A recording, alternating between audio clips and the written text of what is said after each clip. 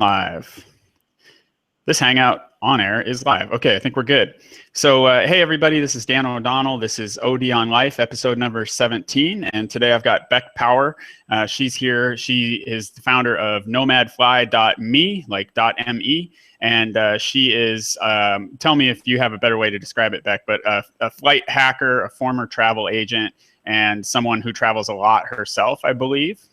Is that about right? Yep, that's it. Okay, cool. And I just signed up, maybe 2 or 3 days ago for Beck's program. And what it is I believe I'm going to start getting emails real soon here. I'm in a Facebook group, and I've got access to her in that group to ask questions about how to get the best deals on travel. And honestly, I've already gotten my money's worth. I actually haven't booked anything yet, but I've found some deals better than any deals I've ever found before. And I'm not new to searching for flights. So there were just some little things that I wasn't doing that made a really huge difference. And they're not complicated. It didn't take me a long time to learn it or anything. So there were some really valuable tips in there. And I'm sure we'll get into a lot of that on this, what do you call it, Hangout, podcast, video, whatever we're doing.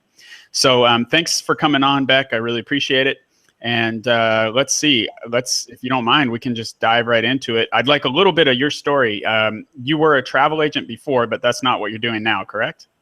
Yeah, no, I was a travel agent in 2009 and 10, and back in New Zealand. And yeah, I was pretty good at that job. I had no prior experience whatsoever. But yeah, then I guess I'll talk a little bit more about that later. But then I moved into entrepreneurship. I started a company when I was 26. It went okay, but I had no idea what I was doing. I was like that gif of the dog floating around in a spacesuit in the space station. Like, I don't know what I'm doing. Like I didn't have any idea. So it kind of was. It wasn't really like I sold all my stock, but I didn't really know how. And then I kind of just moved to Thailand and wanted to be a digital entrepreneur. It was a lot easier than selling what I used to sell in my first company, which was furniture. And I had to keep dragging it around the city and whatnot. So selling websites or working on digital marketing seemed like a way better thing to do. Yeah. And so that business didn't have anything to do with travel specifically then? Not at all, no. Although I did fly to China to figure out how to source a supplier and all that stuff. But yeah, that was just something totally different. Okay, cool. So the travel was something you ended up circling back to later. Yeah, definitely. When I figured out that most people didn't really know as much as I did about flights, because I'd spent wasn't even that long, but I'd put so much effort into learning about how to do it, and all these little tips and tricks. I figured that I probably should just share the knowledge. Yeah, I think it was in your ebook. I forgot to mention that you get an ebook when you join too. And I think that's where I was reading about, even though you were new to the industry, you became known to be the person to go to figure out kind of a complicated, segments going through a bunch of different places, and the more complicated deals, the other travel agents would bring those to you to find a route. Is that right? Yeah, exactly. It was a pretty cool situation. I happened to when I got employed there, I was seated in front of the guy who held all the records of the company and stuff, and I was kind of a dick in the interview because I said, to get the job, you say whatever you got to say, right? Yeah. So I said, look, and I was a bit cocky, but I've always been pretty good at sales. So I said, look, I don't know if you guys got records or something here, and they were like, yeah, most sales and blah blah blah. And I was like, yeah, look, I'll beat it. And they were like, what? And I was like, yeah, no, I'll beat the record. And they're like, that's a big call. You don't even know what it is. I was like, I was just going to say, you didn't even ask him what it was. Nice. So I went in, and honestly, I don't think I would have been able to if I hadn't been seated in front of this guy, because he was the guy that had set all the records, which is probably why. Okay. So, and I just learned a lot from him.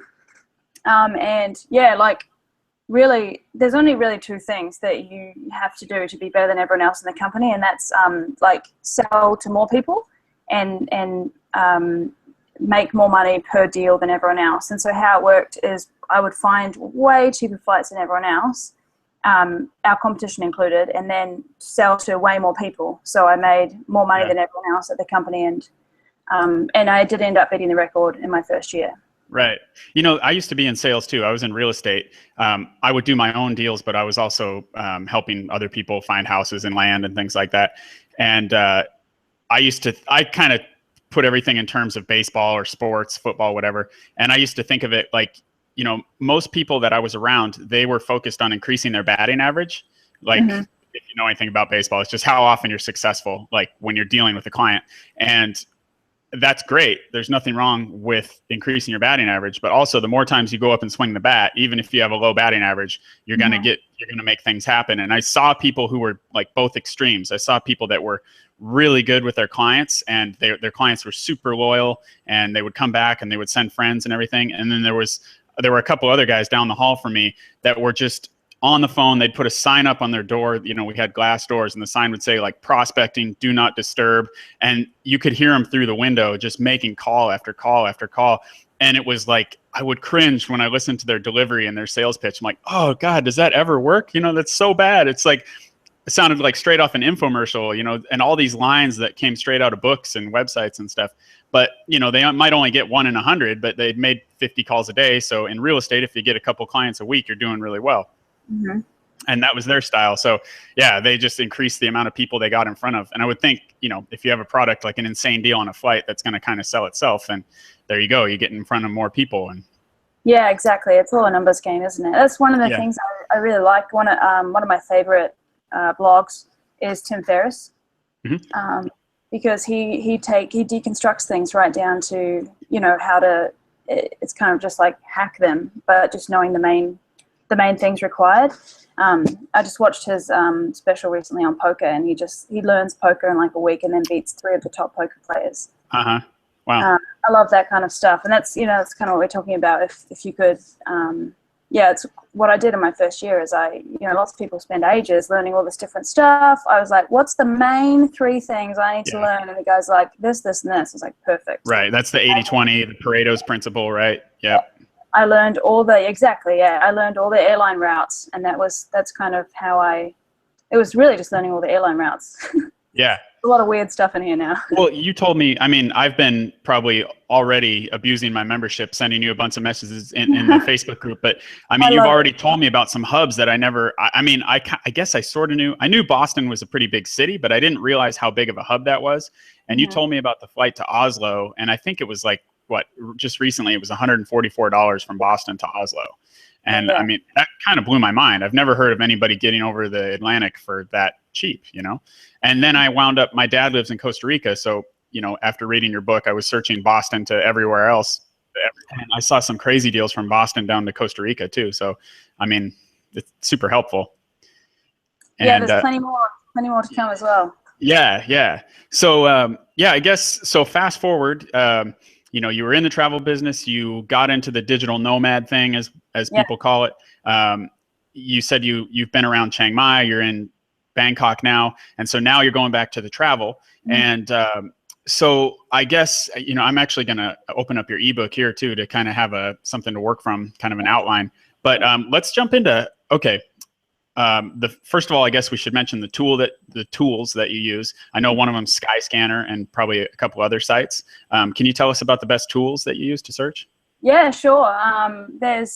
There's going to be like a huge section with lots of different stuff because there's always these new apps coming out and stuff. I really just want to be a hub for all of that kind of stuff. But my 90% of the time I use Skyscanner to get my general ideas. So I always start with Skyscanner. Sometimes if I want to compare it with something else, just to be safe, or if I think, I don't know, there could be something better, because I'm pretty familiar with how much things should cost, I'll use Google Flights. Okay. There's a couple of apps that have just come out that I'm kind of looking into. There's Skip Lagged and a couple other ones. But I mean, I've heard of people using Momondo. I'm just kind of getting started on that, but I really just prefer Skyscanner. It's so easy. The mobile version is just, you just find anything in 10 seconds. So, I mean, I've used Skyscanner a lot too. After I moved here, a friend recommended it to me. I used to use Kayak and other stuff before that. But the interface is great. Then the search is very user-friendly. The fact that you can search from a given country or a given city to anywhere in the world is great if you have like an open, flexible schedule. So my question is, I know that the interfaces are pretty different, and the ways that you can search are different at a lot of these sites. But are they pulling the flight prices and data from the same magical database somewhere? Yeah, they are. There's like a massive database. I think it's in Texas, and it's a huge, crappy system, and it's so old, and no, it's billions of dollars, or I don't know, millions of dollars. It's very expensive and old, and they're not going to fix it unless it's broken, and it doesn't really break because people are sort of working on bits and pieces. But there's no overhaul happening. So travel agents, when you go to a travel agent, usually they work with some form of interface with that system. Might be Galileo. I used Sabre, but I think that's been retired now. And it's just like a blue screen with all this crap on it. And yeah, I think so. All the like Skyscanner, I think pulls from, well, I guess Skyscanner pulls from airline websites and other aggregate websites. So it's kind of like, I guess it's probably level 3. Like 1 is the actual system, 2 is airline websites, and there's a bunch of intermediary ones which no one ever knows a name for, but they always come in between Skyscanner, and they're always named something random. I'm trying to think of a great example and I can't. But yeah, then there's Skyscanner. So that you get the random intermediary ones, they must take a tiny commission, but it's not really noticeable because Skyscanner has the cheapest flights that I've ever found. Sometimes you can go to like occasionally I'll go to, what's a good example? AirAsia. If I'm looking for an AirAsia flight and I'm looking for a flight and I see it on Skyscanner and it's an AirAsia flight, usually, I don't know, 70% of the time you go to AirAsia and it's like $5 cheaper or something. They're just taking the commission off? Is that kind of what's going on? Okay. So in other words, Skyscanner has a great interface, and if I was to search Skyscanner and Expedia and Travelocity and Kayak, they're all pulling from the same place in one way or another? Yeah, they definitely are. Yeah, those kind of ones. If we boil it down, so I'm not really missing out. It's just which interface I prefer pretty much. Generally, I find that because not all airlines are listed, or not all segments are listed equally on those things. Like there's really just so many data points and so much information in that system that it would be impossible to pull all of it properly. So like Expedia, for example, I've been looking for flights that I found on Skyscanner and they just weren't on Expedia. Like they didn't have that segment. So I'm like, all right, well, so after using all the tools that I've used, and including Momondo since I've started using it, Skyscanner is still the one that has the most segments. And as you know, I book using segments, but I mean, if I'm going to, one of the things that I want to talk about is, like in my book and in the group as well, is how search engines, I think I wrote this in the book, how search engines suck. Like most of them just suck because they have A to B. And actually, Skyscanner is the same as this in some ways if you're using a multi-city search. So if you want to go, one I did the other day was, what was it? It was Seattle to Iceland to Barcelona, and it's like $300 or something. And wow. Yeah, it was epic. So if you want to do that and you want to go to Barcelona, you want to go Seattle to Barcelona, you're going to search Seattle to Barcelona. That's what the search engine is telling you to do. What do you want to leave from? Where do you want to get to? That doesn't take into consideration that there's like a bunch of different options in between. You could have some cool stopovers. One might cost be way cheaper, and you get to go to Iceland. That's so one of the things that I would love to solve one day if I can turn this Nomad Fly business into something a little bit more, is to build a search engine where it takes that kind of stuff into account. That would be killer. I would instantly post that in the Chiang Mai Digital Nomads group and get you 10,000 people. Yeah, I would. I mean, I don't really care about like money or anything. I don't care about that. Like that is a thing that needs to exist in the world. You know, like if I could, I mean, I'm hoping to meet with Skyscanner one day and like talk to them about, guys, this is what you should make. I can spend hours coming out with all the different segments that are available. We can make an algorithm, you know. But it's like the other thing you mentioned before, I think it was in the Facebook group, was that, like you said, you can search from Thailand to anywhere, which is a search I do a lot. But if I want, like at some point this summer, I want to end up in either Seattle or Vancouver, and it would be great if I could search from anywhere to Seattle, right? The other way, like the reverse of that. That would be because if I see a killer deal from, you know, Iceland or whatever, then cool, I can make my way over to Iceland and end up in Seattle and spend less. And I do want, like, Iceland is a real example of somewhere I want to check out. So yeah, I'm cheering for you. Yeah, no, that's exactly it. So what I just said about the that search engine, and then just that's the thing that you just said is the second part of how awesome that thing would be. I mean, those two facets would just like change the travel industry, I reckon. You know, there's one more thing that I learned in literally the first 24 hours after I signed up for your group. And I guess maybe I'd heard this in the past, but I've never actually done it. So say I book Bangkok to Seattle, because that's a route I do a lot. And I think I've missed out on opportunities here, because I've flown from Seattle through Taipei to Bangkok. I've flown through Tokyo, Narita, Beijing. Bangkok, Seattle to Bangkok. What's that? Sorry? That's because you were typing, you know. Yeah, right. But what I didn't realize, you said basically if you find your deal, you're going from Seattle to Bangkok and your stop is in Tokyo. But, you know, I only had like a 4-hour layover and then I was on my way. But you said, I think right before you actually book it, call up, you know, whichever Delta or whoever and say, hey, is it okay if I land in Tokyo and then fly out like 2 days later, right? Mm-hmm. So how do you go about that? You do it right before you book, or do you book through them? So there's a couple of ways, and sometimes you can do it, you know, like you can book it as a multi-city if you want, because you can have 3 days in Tokyo.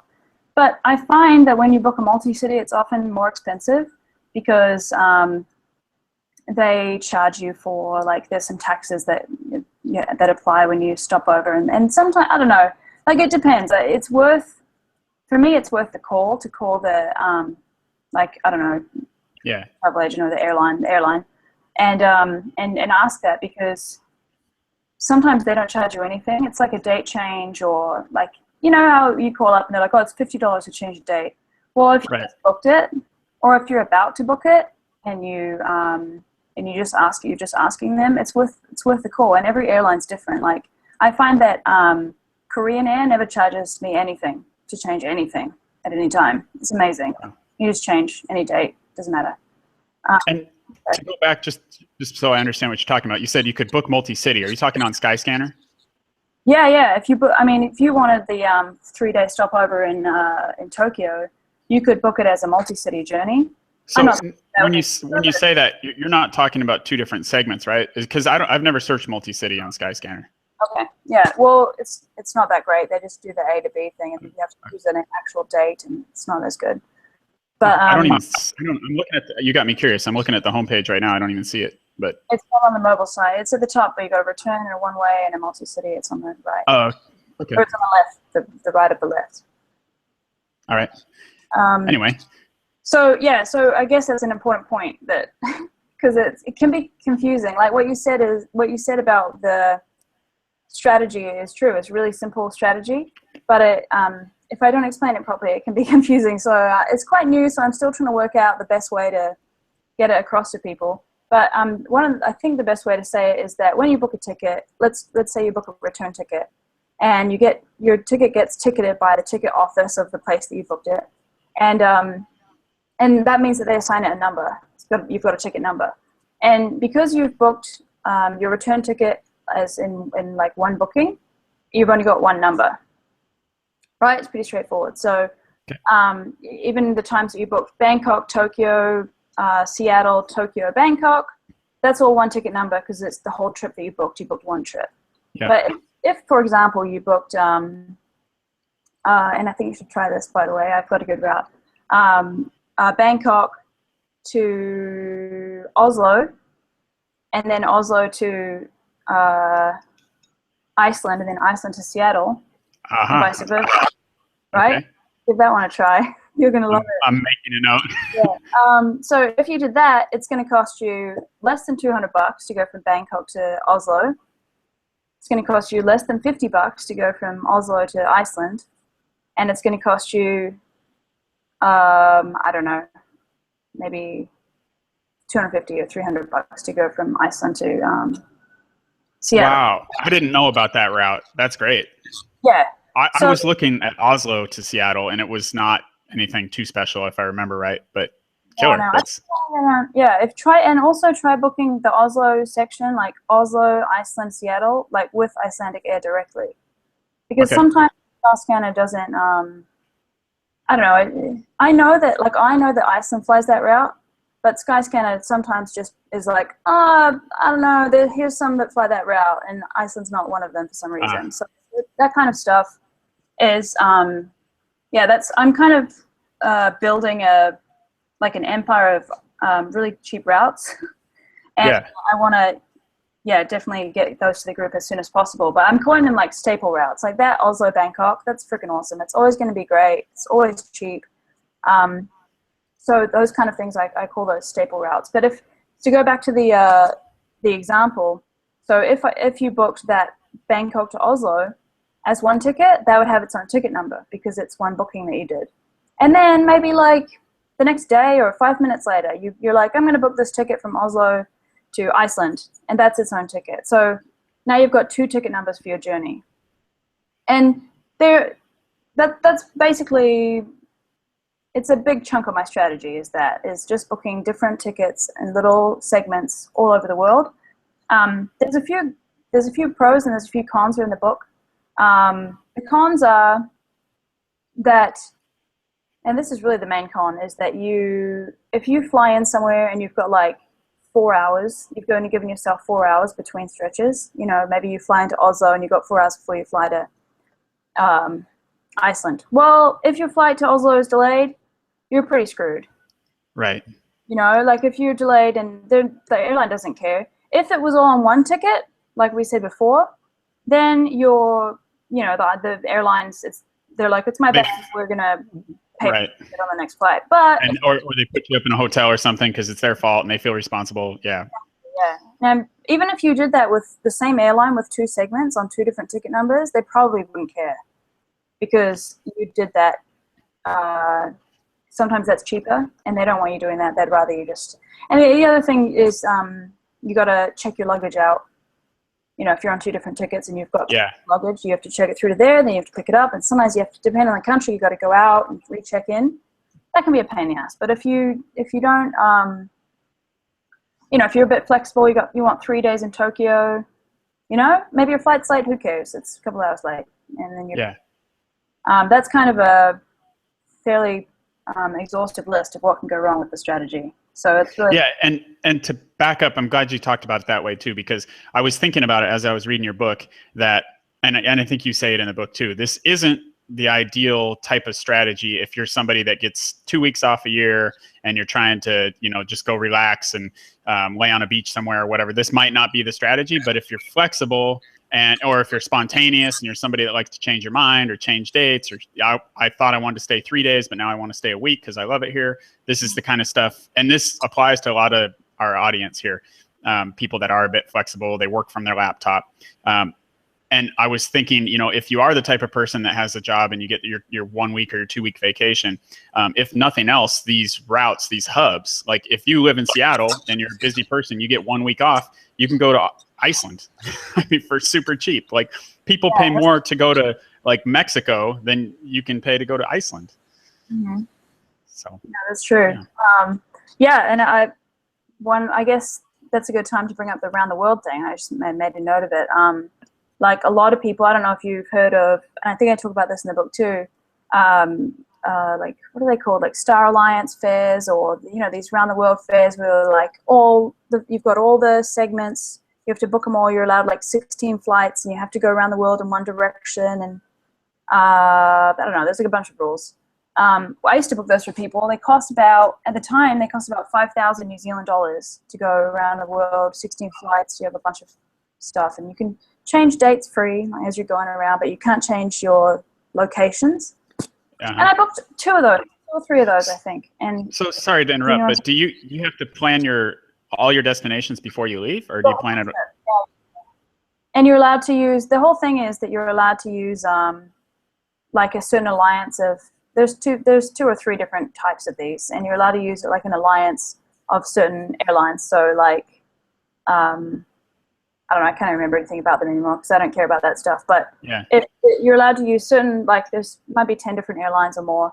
And then you're allowed to use different segments using any of those airlines, and they have like a partnership so that you can make this round the world flight. I booked like 3 of those. What? That's about $300 a segment, though, and we just talked about going from Seattle to Iceland for less than that, right? So, Exactly. yeah, and sorry, I don't want to interrupt. I'll let you get back to it quickly, but the way I look at it too, that like once you get to a certain region, whether it's Europe or North America or whatever, I think Australia, I've never been there myself, but once you're in the general neighborhood, flights are dirt cheap. Like once you get to anywhere in Europe, whatever hub it is, like you said, going from Oslo to Iceland costs like nothing. Oslo to London to Barcelona to, I've done that. I couldn't believe, I was shocked how cheap the flights were, because I was trying to book a train. When I figured it out, I was trying to book a train from Prague to Barcelona. I think that's what it was. And they were basically saying it was a big pain in the butt. There's no easy train route, blah, blah, blah. Like, no, you don't want to do that. You should book a flight. And I'm thinking, oh, come on, but a flight's going to be a lot of money. I'm in Europe. Everything's expensive here, And then I looked, and I think I flew, is it JetBlue over there or EasyJet? One of those. It was like $60 or something to go all the way across Europe. Anyway. Yeah, it's amazing. And sometimes, sometimes the airport is in like a kind of a random place, and you have to pay a little to get out there to it. So you've got to be careful. There's a few things to look for when you're doing that kind of stuff. You end up paying a little more to get out to the airport sometimes for the cheap flight. But yeah, most of the time, Asia and Europe both have got like epic cheap flights to get around. And in the States, sometimes you can get super cheap flights within the States as well, right? Yeah, I think you're right. And like Southwest, aren't they an example of one that's not on Skyscanner? Yeah, there's probably a few different ones. And I was asking you the other day if that was also true in Australia, because you just said Asia's cheap. It's unbelievably cheap, especially, the ones I usually see are AirAsia out of Kuala Lumpur, which for me, that's just a 2.5-hour flight from Chiang Mai direct. That flight is usually like $30 or $40. If you pick a couple weeks out, it can be like $25 or something. Yeah. I found Kuala Lumpur, which is kind of, I don't mind hanging out there for a couple days anyway, and I know a couple people there. Then I saw from Kuala Lumpur to Perth, which is Western Australia, it was like $40-something or $50-something, like 53, I think. And so that made me wonder if there are like the secret little low fare Australian airlines that aren't on Skyscanner. Like, can I get from Perth to Adelaide or Melbourne or Sydney super cheap, just like in Europe? But yeah, there's not as much competition in Australia. So as far as I know, there's Tiger Air and a couple other small ones, but as far as I know, going from Perth to Sydney is it's a little bit expensive. But it looked to me like Perth to Sydney was I could get a cheaper ticket from KL in Malaysia to Sydney, or about the same maybe. That actually sounds about right. Yeah. Yeah. Because once you're in Australia, you got Australian prices. Yeah. Right. To go back to what I was saying before about the round the world thing, I just wanted to point out that the strategy that I use, another benefit of it is that instead of paying up front, these guys are paying $5,000 up front per person to have their round the world ticket. That's a lot of money to fork out up front. If you do what I'm talking about, which when you're a digital nomad, you're somewhere for 3 months, I don't even think about the next flight. Yeah. Occasionally usually I'll buy like one flight ahead if I know that where I'm going, I'm here for 3 months and then I'm doing another flight. When I originally wrote the book, we didn't have a service like flyonward.com where you can rent a ticket and it's $10 and you can show it as proof that you're going to leave the country. We didn't have a service like that. Now I just think that's the best thing. I wish I would have thought of it. It's such a good idea. They're a sponsor of the Chiang Mai Digital Nomads group that I run on Facebook. And I think you're working something out with them too, right? I am. Yeah. I've got a deal going with them, which is really great. I'm so excited that you introduced us because I just think it's the best thing. It works perfectly with my strategy. But the good thing about booking like just one ticket at a time is you only have to fork out like $200 at a time ever for flights. Yeah. Some people pay $3,000 for their blah, blah, blah. I'm like, dude, you don't even know what you're going to be doing. You might change your mind. Yeah. Well, tons of people, they start these long trips and then they fall in love with somewhere and get stuck. Like that happens in the islands all the time. People are like, "Oh yeah, I was going to go on this 6-month trip, before school starts next semester or whatever." And so I went to Bangkok and then I went to Koh Phangan to the full moon party and I've been living here for 5 months. It's like, Exactly. they just forget about everything else they were going to do. So yeah, that is a lot of money to shell out up front. Yeah, definitely. I've never spent, I think the most money I've ever spent on a ticket was round trip about $800 and something, which I probably could have cut that in half if I would have talked to you. But that was Seattle to Bangkok. Yeah. Oh yeah, return, right? What's that? Is that a return flight? Yeah, right. Yeah. Oh, it's not like kind of an average deal, isn't it? Yeah, it was just kayak.com's standard thing. I always used to laugh when people would book they'd book all these flights and they'd book all these tours and they'd 3 o'clock on this day we're going here, and I'm like, you're gonna have diarrhea on that day, mate. Like you don't. How do you know? I know. Hey, you're not gonna have time for that tour. You're just gonna be hungover. You've had this thing, Right. I agree with you. And this isn't about flights, but it's the same mindset, the same way you approach flights. That's how it sounds like we travel the same way. Like I show up in a city and I read about a few things to do there, like some blog, like Travel Fish or something, or I post in the Nomads group and be like, hey, what do you guys think is fun in KL or whatever? And I'm like, yeah, maybe I'll go to those caves and see the monkeys. Maybe I'll do this and that. But really what I do is my favorite way to go about it is I book a private room in a hostel.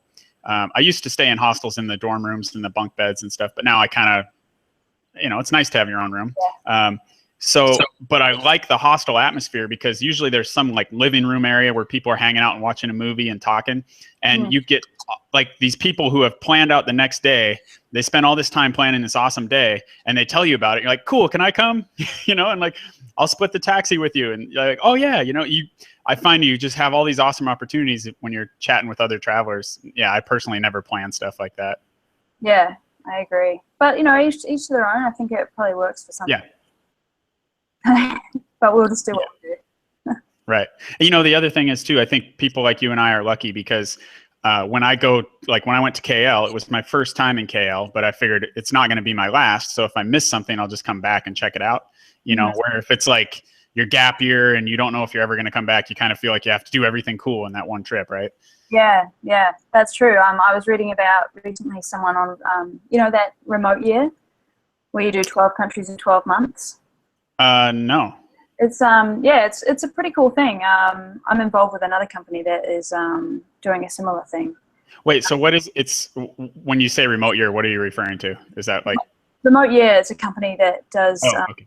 It's like a year-long trip. It's a kind of a nomad thing. You're working online, and they just organize. You kind of outsource the whole travel experience in your life to them. So they take care of the internet, the accommodation, the travel between wherever, and you just get to like work online and have heaps of fun.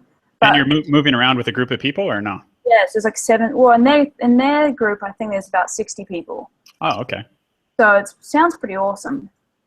I'm working with a company that's going to be doing a similar thing called Super Nomad Friend Squad. SuperNomadFriendSquad.com. Check it out. Okay. Yeah. Yeah, it's 12 countries in 12 months, and there's also, we're going to do one that's 4 countries in 3 months each, so it's still a year. Just gives you a bit of a longer time. But the point was one of the guys whose blogs I was reading that did remote year, he said the same thing. He said, I'm only here, I've got FOMO, only in, like Ljubljana or somewhere for 4 weeks, so they would, every weekend they were going somewhere else. There's so much cool stuff happening all the time, and then move somewhere else. If you haven't got much time, you kind of you've got to get everything done. Right. You said FOMO, right? Like fear of missing out. Fear of missing out, yeah. Yeah, right. Using the jargon, sorry. And this, if you're listening and you are somebody who, you get a week every year where you can go somewhere or something, if you're jealous of hearing about these people that go for a year or 6 months or whatever, go back to my other episodes on OD on Life and you can figure out how these people go about doing this stuff. A lot of people sell things, e-commerce, they're selling physical products. Some people are travel bloggers and they're working out advertisement deals with hotels and travel companies and tour guides and whatever, but there's a million different ways to go about it. But you know, I've just been doing this like in location independent thing myself for about 2 years now. So I'm still excited. It still seems new to me, and there's all these places I haven't been. And I can totally identify with the people who, like I said, I used to be in a real estate building, and if I left for more than maybe a week or two, everything, all my deals started falling apart, and clients were like sending me angry emails and stuff. So I slowly made that transition to free up my time, which is just like what you've done too. What you're doing, you can monitor your Facebook group and send people your ebook and do things like this interview from anywhere. So anyway, go to OD on Life, check out the past episodes, and hopefully you'll learn something. Yeah, cool. And all the links and stuff that I'm talking about, you do show notes as well? I can. Yeah, I can do that. Yeah, I can. Well, I'll send you through a list of all the stuff I've been talking about so that people know where to click. Great. You know, so when you first started doing the location independent thing or the digital nomad thing, digital nomad, it's sort of overused because not everybody is really a nomad, but you know, a lot of people I know are location independent, but they're almost always here in Chiang Mai. But do you have any resources that really helped you get there, like podcasts, blogs?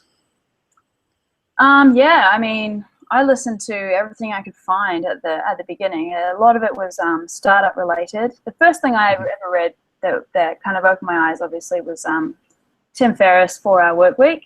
Yep.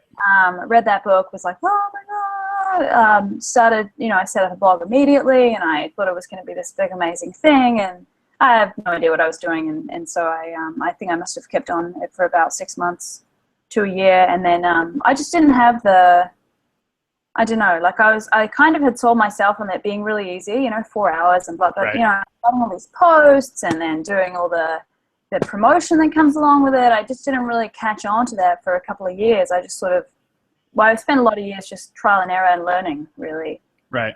I'm about 5 years in now. I've done I spent a long time doing freelance work for clients, just, you know, websites, a lot of copywriting. There's so many easy ways to break into it, really. I agree. There's sites like Upwork. I mean, like some people are good at things like Photoshop, or if you're a Native American or not Native American like an Indian, but somebody with a North American accent. I mean, you can do voiceover stuff. You can proofread people's writing. There's so many jobs you can do. There's all these English tutoring services where you make, you know, $10 an hour, stuff like that. So like freelance or consulting type stuff is a great way to break in while you're trying to figure out, you know, what you want to do next, or if you're going to build a business. And, you know, you said you're about 5 years in. I think I started my first website longer ago than that, maybe like 8 years or something. But people, if it takes them we've talked about this in almost every episode, but in society as a whole, at least in America, if it takes you 5 years to go and get, say, a master's degree or a bachelor's degree in something, and then go get a job and start making money, I mean, they have a big celebration when you graduate. All you've done so far is spend money. Like, you've paid for classes and bought your books and all this stuff. You've just thrown tens of thousands of of dollars at this thing to get this piece of paper that says you're smart. And then you go get money. Everybody, they're high-fiving you. Yeah, you finally have a job, blah, blah, blah. That's considered great. But if you go and stumble around in the dark and like try businesses and fail, or find out you don't like them or whatever, even if you only do that for 2 years, like your whole family and your friends think you're crazy. And what are you doing? You spent $5,000 trying to build a business. Are you crazy? That's like 1 quarter at a university, right? It's this paradigm shift. Like, you're investing in yourself. It might take you, I mean, some people are successful. I've seen people become successful in like 2 months. Using like a method, and they have a mentor, and, you know, they start making a full-time income in 2 months. I've seen it happen. But on the other hand, if it takes you 3 or 4 years, in my mind, that's not failure at all. People go get a degree in 4 years, and then they go and get a job, you know, that they may or may not even like. So I think people need to shift that. I agree with you. Yeah, I have this conversation regularly with digital nomads, digital entrepreneurs, and it's been a long time of, you're right, like kind of shuffling around in the dark trying to work out what's happening, and it's such a good education, isn't it? I mean, I went to university, you know, I got a degree, and no one cares. Like, that has given me, you know, I mean, maybe some life experience. I was lucky enough to do couple of years in the States and a couple of years in Japan for my degree, but like, yeah, in terms of education and money spent, I'm like, what was the point of that? No one's ever asked to look at it. Sometimes there's jobs that say, you need a degree. I'm like, great, I've got one. No one cares to look at it or anything.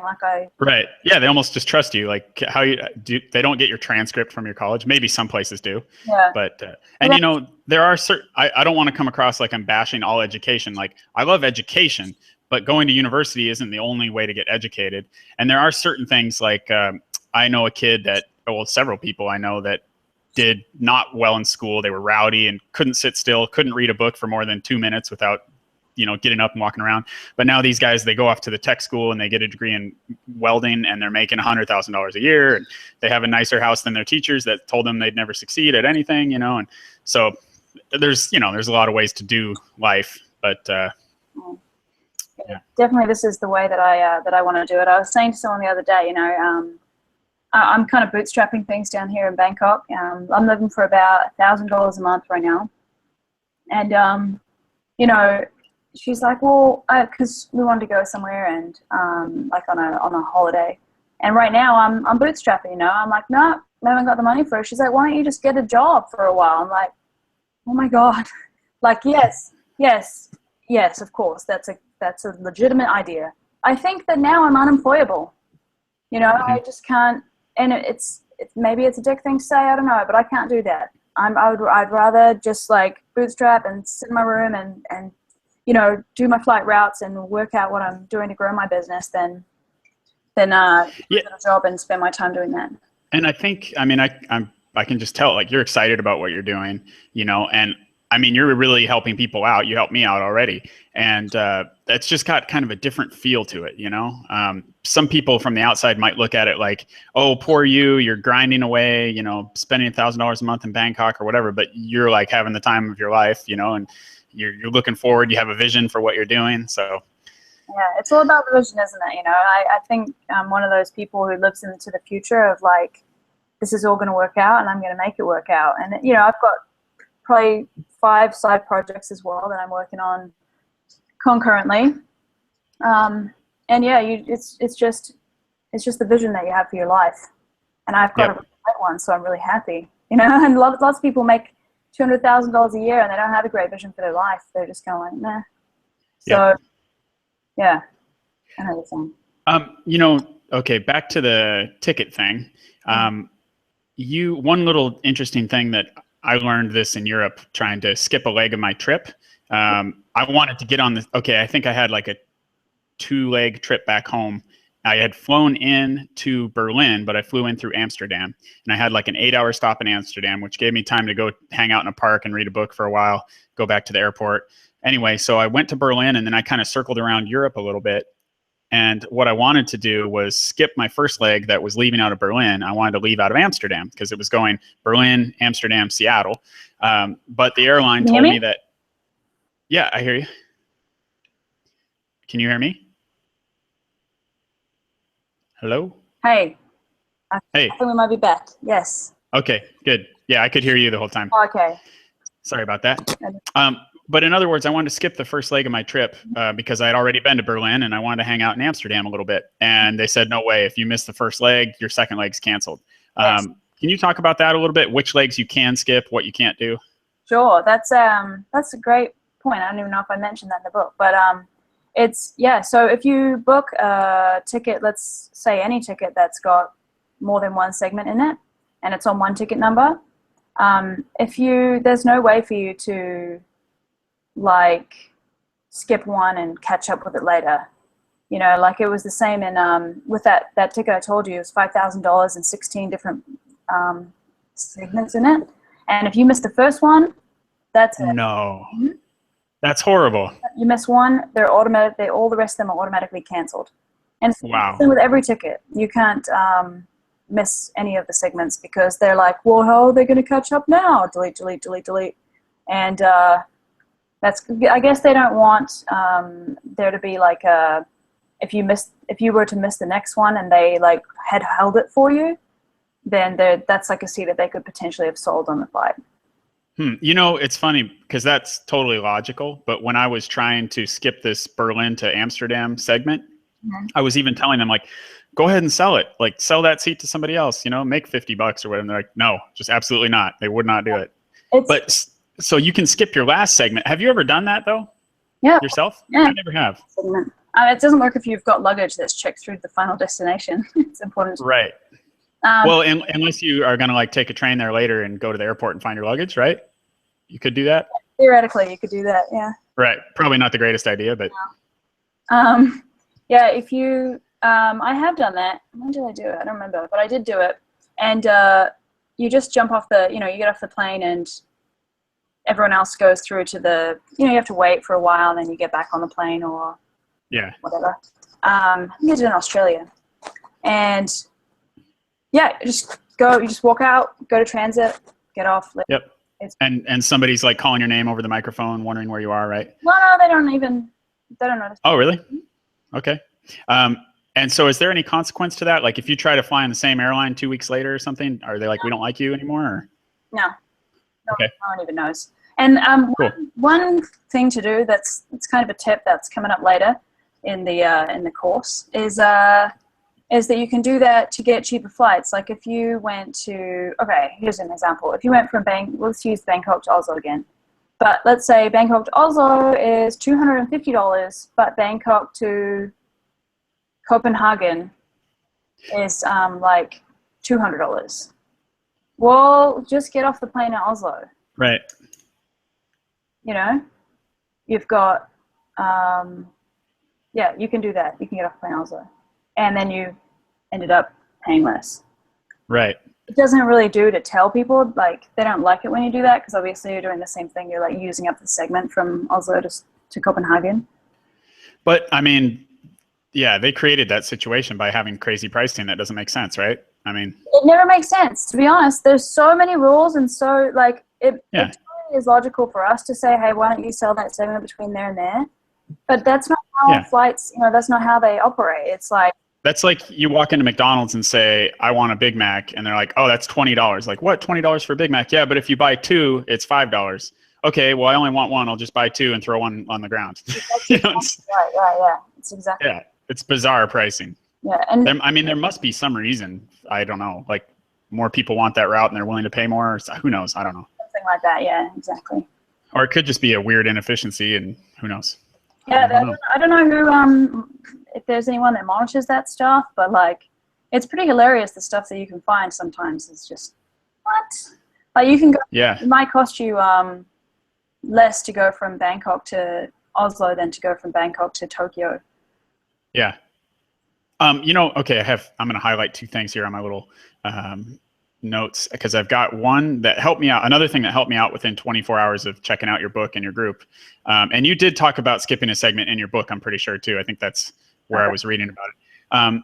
So one that was huge for me, and I can't believe I wasn't doing this before, but when I was searching, say, to go to Seattle, for some reason, I would go Bangkok to Seattle, and then I would do Chiang Mai to Seattle, see which one was cheaper because it's easier for me if I can go from Chiang Mai.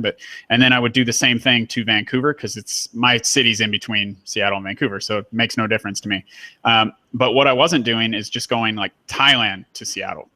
And so I searched, after I was reading your stuff, I searched Thailand to everywhere just to see what was a good deal. And I was shocked when I saw Cologne, Germany for, what was it, $153 one way or something? Like, I mean, it was, what's that? Phuket, right? Yeah, Phuket, right. And I never would have searched from Phuket. I would have always searched, I might have searched from KL in Malaysia and Bangkok and Chiang Mai, but it never occurred to me that Phuket would have a deal like that. And I can fly pretty cheap from Chiang Mai to Phuket and hang out on the beach for a couple of days and then go to Germany. I mean, that was an eye-opener for me. So I've been doing that ever since. I found from Malaysia to anywhere. I found like Sapporo, Japan for $101 each way. Osaka, Japan for $79 each way. So thank you. That was like a really simple tip that I looking back, I'm like, why haven't I been doing this for the last however many years? No, I love it. I'm glad you got so much out of it just in the first little while. There's plenty more stuff like that to come for sure. Yeah. Oh shoot, what was the other thing I wanted? Oh yeah, timing you read in your book, you said something about the fallacy of like the cheapest day of the week. But this may be different with different airlines or routes, I don't know. But do you find that you tend to get better deals like last minute or way in advance, or is there like a couple different sweet spots, or is it all about the ticket class, which you wrote about in your book? Yeah, in my experience, it's all about the ticket class, and that's kind of like point A. And point B is airlines generally release most of their good tickets, like their good airline classes or fares around 4 months, between 3 and 4 months ahead. So that's kind of when I like to book. And that doesn't mean anything, because that's sort of a general rule of thumb.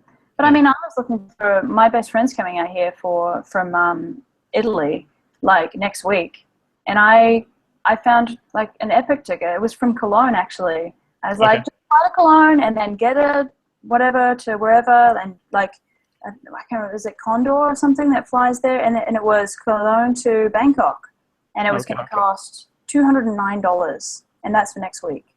And that's one way, right? Yeah, it's one way. Yeah. So that was pretty sweet, like usually you look last minute and you're like, or airlines never release anything last minute. They're never like, oh, this is an amazing thing that we're just doing now. Like there might be some, sorry. Oh, I was just going to say, do they ever get in the position where like maybe this ticket to Cologne that I was looking at from Phuket was for next week or something? Because I'm much more of a last minute guy. I don't really plan a few months ahead. So is it like it didn't sell as well as they thought it would, and so now they're like still the cheap class of tickets, or what do you think's going on there? It's not a very well-known route. I think that a lot of times the stuff that I call my staple routes are just really unknown. So they have to put the prices down because people are like, what? Oh, didn't know that existed. But I don't know, I guess like at the last minute, it does make total sense for us, logically, for them to be like, all right, well, the flight's in 2 days and we've still got 50 seats, so we should just release those for like $20 each. But, in order for them to make some money or whatever, maybe $20 is an exaggeration. But they don't do that because they know that if they did that, no one would ever book anything 4 months ahead. Right. To the last minute. And then it would just be like a bloodbath. Yep. So that's kind of why they don't do that. But they occasionally, like, you'll see them, like I think I said, depending on the airline, the lower class of fare like might be $200, and then they've got a whole bunch that they're just not selling at $700. So they'll just put a few down in the $200 range and just kind of have a few at a time. And I just realized before I read your book, I didn't know what these classes were about. So we're not talking business class, first class, coach. We're talking something that they use in their system, right? So they have letters or something. Yeah, I wish that I would have thought of something better to call them than classes. That's what they are. It's a little bit better explained in the book than I'm going to do right now. But airlines have got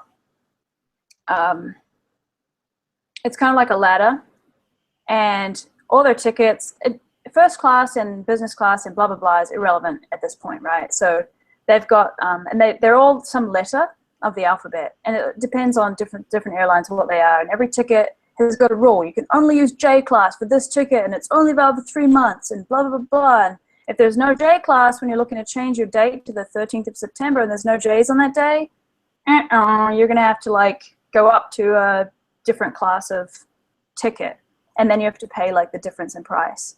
So if you've got like first class will be, H class or something, first class might be Y class, or business class might be something else. So it's called something else in the system.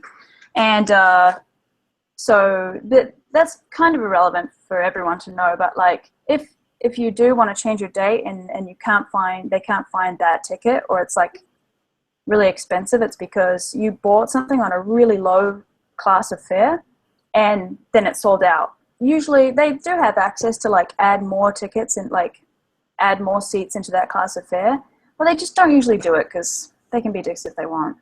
Mm-hmm.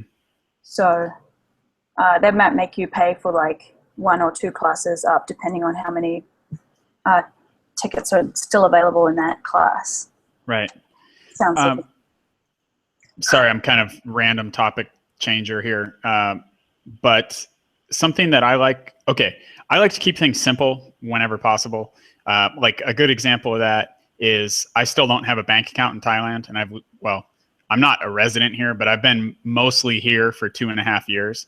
Mhm. And some people look at me like, what's wrong with you? You know, and say, I just hear all these stories about all the hassles and opening an account and blah, blah, blah. And I just really like, my time is important to me. I don't want to spend a day begging some bank manager, doing copies of something down at my consulate. Anyway, I just go to the ATM and I put my card in and I pay the 200 baht fee, which is like less than $6, I think. And I get as much as I can each time I get cash, just so it's, you know, percentage wise, it's a very small amount for me to pay. Mm-hmm. And it saves me the hassle of screwing around with like wire transfers. And I mean, honestly too, like we just had a coup since I moved here. So, you know, do I want to put all my assets in a bank in this country? I don't personally. Yeah. Call me crazy. It's cool if you have some of your assets here. Anyway, my dad lives in Costa Rica too. And he says it takes him like sometimes 2 hours to make a deposit at the bank. Like, will you please take my money? Oh yeah, but that's going to take a couple hours. You know, like I don't have time for that. Right. I'll just go to the ATM. And, my dad did that because he was building a house. And so he needed to like pay significant amounts for materials and contractors. And anyway, it just sounds like such a pain in the neck. What I'm getting at very slowly here is I like your technique compared to all these guys who have like 25 different credit cards and they're like trying to figure out what their points are good for and what days they can travel. And like, oh my God, to me, that sounds like a part-time job. And I know there are people who love it and that's cool. Like more power to them. And they have champagne and whatever that's good for them. They do they spend so much time on that. I know exactly what you're saying. Yeah, I had a neighbor and he's really good at it and he has been to some really cool places, but he used to sit down there and he was excited. It was fun for him. So that's cool. For me, it's not fun, but he'd be like showing me all these deals he was getting at the coffee shop right in front of my building here. And then he had a travel blog and he did go to some really cool places and it was like free. I think a lot of times he just had to pay the taxes, the airport taxes or whatever. I mean, he had like the trip of a lifetime. He did that for about a year and it was all credit card points. But it just doesn't seem fun to me. So I like your way. Like I'm willing to pay I like to get a deal, but I'll pay a little bit to get my life back, right? To have not spend all day in a coffee shop looking at fights. Yeah, well, there's two reasons why I don't like that strategy. The first one is obviously I'm not an American. So, right.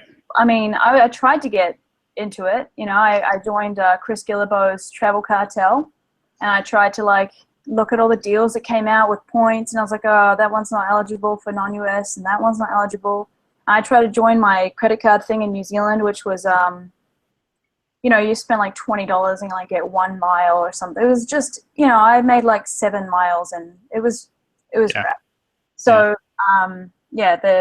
obviously that didn't really work for me. And I wanted to create something that, with Nomad Fly is, nomads are everyone. We're everywhere, from everywhere. And not everyone's eligible for that kind of credit card stuff, but it's deserve to have some good deals.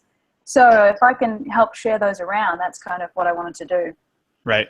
And, just to be fair to those guys, I do know some people who do well with that technique, but part of the reason, or like most of the reason it works really well for them, is because they're doing these e-commerce businesses where they get money from their customers and then they use their credit card to pay the suppliers for their products. So they might be doing like tens of thousands of dollars in purchases on their card every month. So that adds up. But for me, it was I am American, but I don't use my credit card for everything, especially when I'm living in Thailand. I use it for nothing. Like I can't remember the last time I used it unless I'm buying something online. So for me, the miles just never really added up.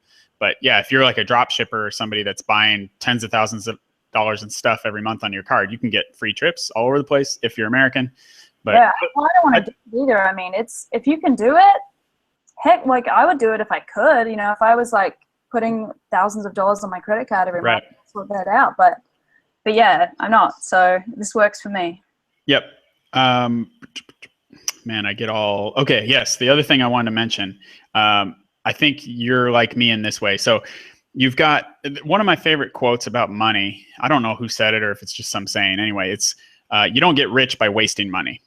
And you've got I see like two different types of people in general. You've got the type of people who will brag to you about their sunglasses cost $400 or their handbag costs $1,500, and they'll like put a picture of it on Facebook they keep the tag on it. You know, it's like those music videos where the rappers, like I think it was the Hot Boys, like they got the tag on the Bentley to show the price was like some actual lyrics. So like you're bragging about how much money you spent in a way like, look how much money I blew, which of course implies I have a lot more, right? But the truth is a lot of those people that spend $400 on sunglasses, they don't have a lot more money. That was like most of their money.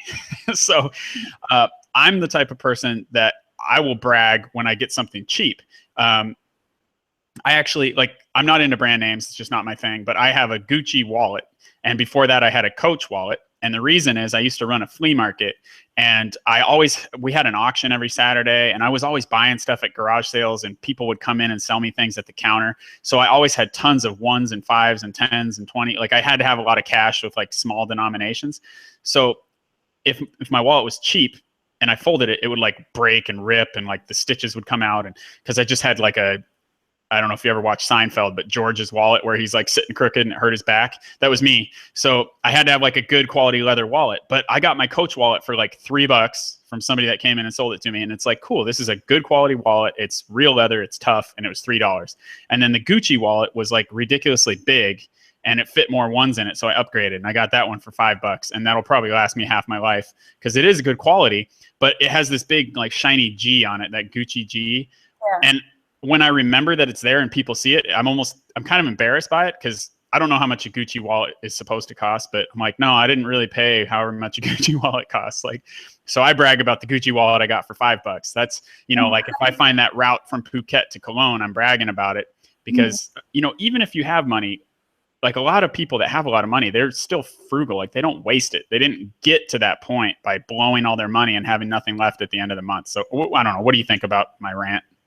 No, I totally agree with you. You know, I'd say I'm not a bragger about getting. I like to buy some nice stuff. I'm not really a brand name person either, but I like to buy it. I don't really tell people about it when I buy it. And I usually try to, yeah, if I buy something and I get it for a really good price, I might say something about it. Yeah. Yeah. I'm kind of somewhere in the middle of towards the cheaper side. Right. Well, and you know, there's something to be said for buying quality stuff, right? Like if you buy crappy wallets, you're going to buy a wallet every year because they fall apart. Yeah. And that's true. Like I've been there, done that. And I was kind of surprised actually once I got these are very nice wallets. I don't know, I'll never have to buy another wallet maybe.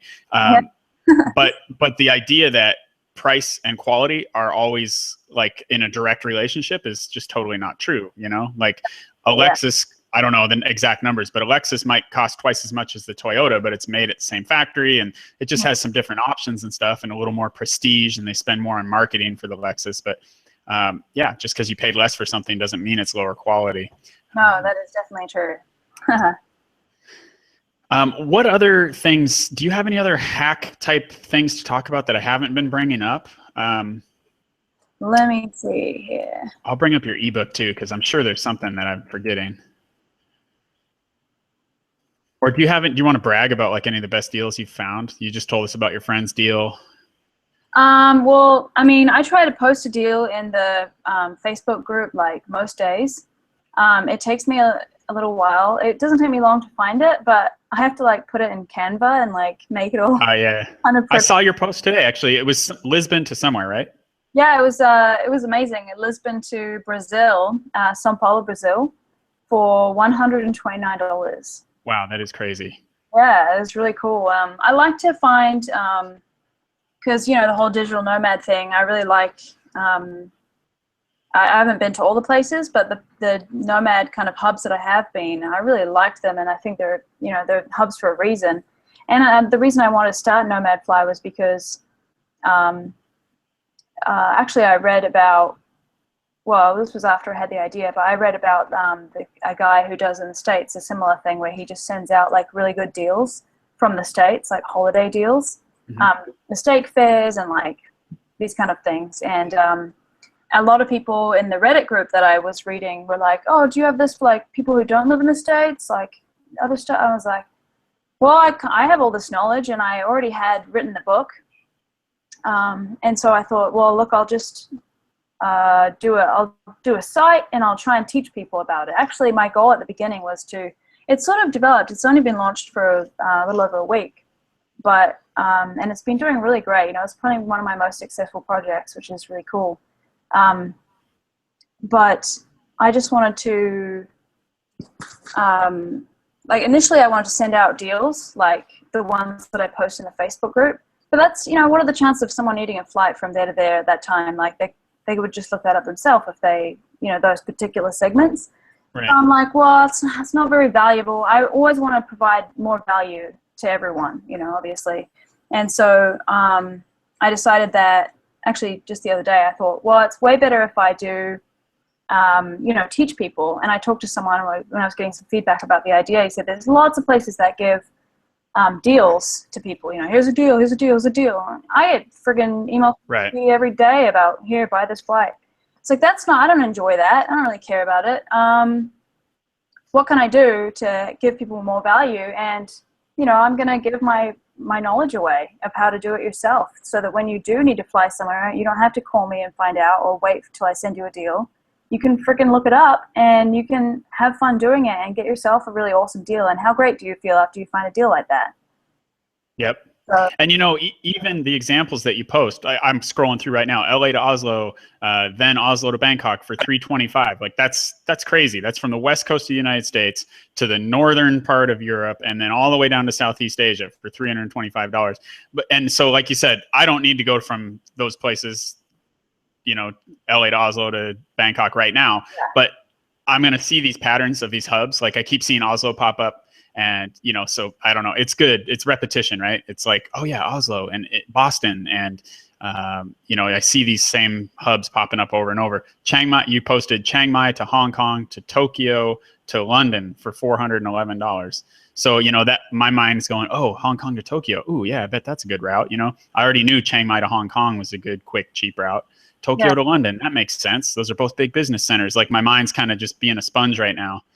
Yeah, it's really awesome, you know, and I'm really excited to give all that knowledge away, because, you know, it makes the world a better place. You know, if I could get Skyscanner to fix a couple of things about their search algorithms, you know, that could change travel for a lot of people. Yep. Yeah, I think it's just a little, those kind of flights that I put in there, I do them for fun, and I do them, there's a little bit of travel porn in there for everyone to get excited about every day. And just think about what they're going to book next. Yep. Yeah, I agree. It's inspiring. I mean, I couldn't believe, like, the Oslo one's been huge for me in particular, and Boston. You've got my gears churning. I'm scanning here, shop around, be flexible with dates, try going a different way. I'm like looking at your kind of bullet points here. Yeah. No, there's so many bits and pieces. There's small tips, you know, that are just like, there's a good one about if you're flying from, like, return from Europe to Asia, it's good to not return back to the same base. Like, if you book from Milan to Bangkok and then you don't go back to Milan, sometimes it's cheaper to go to another city. Mm-hmm. Like, or especially if that's somewhere like London that's got, like, lots of taxes, and then you just fly, like, maybe you fly London to Bangkok back to Milan, and then you have to still get from there to there, but you might save 100 or 200 pounds in the process. So are the taxes, is that both ways, or is it just when you arrive somewhere, or how does that work? There's departure taxes, and there's like landing taxes, which are they're not always calculated into the taxes. Sometimes they're calculated into the fare, but it depends on usually the bigger the city, the more the taxes are. So it might be cheaper to land in, like, Boston than New York, or I guess Newark sometimes instead of another New York airport. I don't know. There's, like, lots of different. It reminds me of, have you heard of Allegiant Airlines? It's an American one based in Las Vegas. Mm-hmm. They fly in my hometown of Bellingham, which they call, like, Vancouver South. And Bellingham's a very small town, but it's like a 45-minute drive from Vancouver. So they've got like 90% Canadians flying out of my hometown in the US. And then they go to Oakland instead of San Francisco. And they don't go to Phoenix. They go to someplace like 10 miles from Phoenix. Yeah, just like you're saying, I think they're getting better deals. Yeah, they don't have to pay quite so much to land, or there's way less to deal with for them. That's why they do that, and that's why places like Ryanair can be so cheap, or companies like whatever those ones in Europe are, because they land at these airports that might be 10 or 20 miles out. Yeah. And if people listening haven't heard of Ryanair, I mean, we're talking like you can get a trip for what, 20, 30, 40, 50 bucks, like to all kinds of destinations. My friend in Norway, she texted me the other day. She found a flight from where was it to? It was like to, I don't know, somewhere else in Europe, like Poland or Germany or something. It wasn't that far, but it was $0, and she just paid. It was like $10 tax. Whoa. And the flight. That's so common. Like, I mean, that's literally, that's cheaper than the bus, cheaper than the train. Like, yeah, it's cheaper than the taxi ride to get to the airport. Yeah. Crazy. There's so many of those. Once you're in Europe, like you said, you're right. There's tons of different airlines. There's so much competition. And obviously competition gives you good deals. That really surprised me, in particular in Europe. I just, before I had gone there, I just thought everything's expensive in Europe. I mean, like food is expensive. A lot of things are expensive, hotels, but not flights. I love it. Yeah, it's true. Flights are like way cheap, and it's almost worth booking like a long haul flight so you can just sleep. Yep. And get up somewhere else in a new city. I did that with trains quite a lot there as well. Right. I forgot. I usually do a shameless self-promotion for my board game. I don't know if you've ever heard of it, but it's called Better Me. And it's a personal development board game.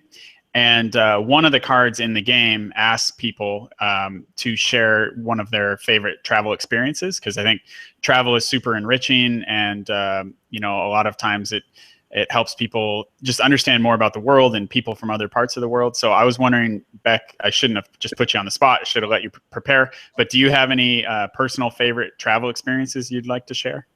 Oh man, you really are put me on the spot here. Yeah, I'm sure maybe just the first one to come to mind. You probably have a lot of them. Yeah, I do have a lot. Most of the time when I think about travel experiences, I think about the horrifying ones, like when you get diarrhea like on a mountain or something. I was hiking the Lares Trek in Peru and did that. But anyway, we won't go into that kind of thing. But I'll tell you my favorite destination. Okay. And that's Japan. My favorite country is Japan. I lived there for a year. And it wasn't like one of those ones where, I've always wanted to go to Japan because I love anime and I love cute cartoons or whatever. Like, no, I don't really care about that stuff. The people of Japan were like the best, like the nicest people. I guess all my favorite stuff is, it doesn't seem like it would be favorite stuff. I think it's really good in retrospect. When I first got to Japan, I took this suitcase with me, and it was the biggest thing that I couldn't carry. I couldn't even lift it myself. Like it was a nightmare. But I was quite new to traveling still, so I carried this thing around. It was too big to fit up the Japanese escalators. Oh wow! And so I was dragging it around, and a lot of times people, it's even worse than in Thailand. In Thailand, you do something, people stare at you. Sometimes they have a laugh, and they might help you up or whatever. Something happens, but I was trying to drag the suitcase up like the metro stairs, which are really tall, like these massive stairs. I was dragging this thing up. I was sweating. I've been going for a couple of hours. I kept getting lost because of all the signs were in Japanese and stuff. I didn't speak any Japanese. I just arrived there to learn, but I hadn't really started. And so I was dragging this thing up, and I got to like the very top of the stairs, and my sweaty fingers slip, and the suitcase just goes like flying down the stairs. And it's friggin' enormous and heavy, and honestly, these Japanese people were screaming and flying out of the way, and I was like, I was like chasing it, and it slid like down the bottom of the stairs and across the floor of the metro. And then in the end, like I had two Japanese guys carry it with me back up the stairs, and they were just like everyone was just like, ah. I honestly could have killed someone. It was that horrendous, but it didn't kill anyone, and I now speak Japanese, and I'm here to tell the story. So yeah, those are the kind of things you would never think of something like that ahead of time when you're picturing your trip, right? Yeah, no, that's one of the things I love about travel. It's the best way to to learn. It's the best kind of life experience. It can be scary and daunting, you know, but like, what are you going to do? I've had a million crazy, weird experiences, and Yeah. I wouldn't take any of them back. You know, they're all part of who I am now, which is really Right. great. There's a story that comes to mind when I think about this card in the game. For whatever reason, the first few times I traveled outside the US, it was always to somewhere where people could tell just from looking at me that I wasn't from there, right? Just like you were saying, you get stared at and you're obviously a foreigner. And that was like Costa Rica and Thailand and places like that. So when I went to Sweden for the first time, I didn't think about it at all when I went there, but it was the first place I went where I kind of blend in. So I remember it was my first day. I was really tired. The hostel didn't let me check in until like 2 p.m., but I got there at 9 a.m. and they wouldn't even let me leave my backpack there, which seemed weird to me. So I'm walking around with this heavy backpack in my flip-flops all over the old town and all over Sweden. And I was just super tired. All I wanted to do was sleep. But I went into McDonald's to basically like take a shower in the sink. And I was in there for a few minutes, like washing off. And I came out still kind of dazed and tired. And this little kid runs up to me, a little boy, like probably 4 or 5 years old. And he says something to me. He's excited. And like, I think it was a question, but he said it in Swedish, which caught me off guard. I wasn't expecting that. And his mom was standing right there too. And whatever he said, I just responded, yeah. And I don't know if it was a question or what, but like his mom kind of looked at me with a funny look. Like it obviously my response didn't make sense. And I just felt really uncomfortable. It was just a tiny little moment, but those are the kind of things you don't think about. You can't anticipate these weird little travel moments that end up sticking with you. Travel's awesome. It's super enriching. So that's why I wanted to talk to you today, was to get the audience, to give them a better chance of getting out there in the world and having these weird experiences, and checking things off their bucket list or whatever it is for them. So, yeah, definitely. I agree. It's definitely the best way to get knowledge. There's nothing that can really compare, Yeah. You can't do that any other way except for getting out there and getting with the random boy in the McDonald's, or like the guys who helped me carry the thing, or you never know what's going to happen. Yeah. Something I love about it for sure. And since I'm shamelessly self-promoting my Better Me game, which is bettermegame.com, people can download, they can print it and play it for free if they want. Now let's promote you. It's nomadfly.me. That's where people sign up, right? I think they can sign up for the free newsletter, or they can become a member. Do you want to tell people what they get if they decide to sign up? Sure. I've actually, I've changed it a little bit just in the last week, just pivoted a little bit because it makes it, I think, a little bit easier for everyone. The membership the membership includes the ebook, like you said, my ebook. I also have a PDF with a bunch of different segments to start everyone off. They're like staple segments. I think there's more than 250 of those. And I'm going to do an email a week for 12 weeks. So it's kind of like a 12-week course. I just wanted to compartmentalize everything into different sections because I think that will make it a little bit easier than just random tips every week forever. Also, I'm going to do a lot of video as well, and I'm going to keep that in like an online course format, and also have so there'll be a video for every email, if that makes sense. And all that stuff will be always accessible in the online course. And the other cool thing that you get with membership is deals. I've made some really cool deals with a lot of companies already. I try to do one a day, actually. I'm just trying to get as many people on board as I can. I want Nomad Fly to just be a hub for all things nomad travel related. So we get like 100 euros off of Cobot. I don't know if you know what. Oh yeah, cool. I've met with the guy who put that. Or actually, no, I'm confusing people, but I've talked to that guy, and that's the coolest idea. He's got the big catamaran, and it's like a co-working catamaran. Yeah, so you can, and I think it's around 1,000 euros for a week. You get 100 off if you have a membership with Nomad Fly, which is pretty cool. And other things like that. I mean, Fly Onward, which is the like ticket rental, so you can prove that you're leaving the country. There's 30% off with those guys, which is really cool. There's heaps of deals like that, and those are all going to be in that kind of online area, and obviously on the Facebook group as well. And I recently I had a promotion going for the first few people that signed up. That is finished, so it's $49 for like a one-off payment.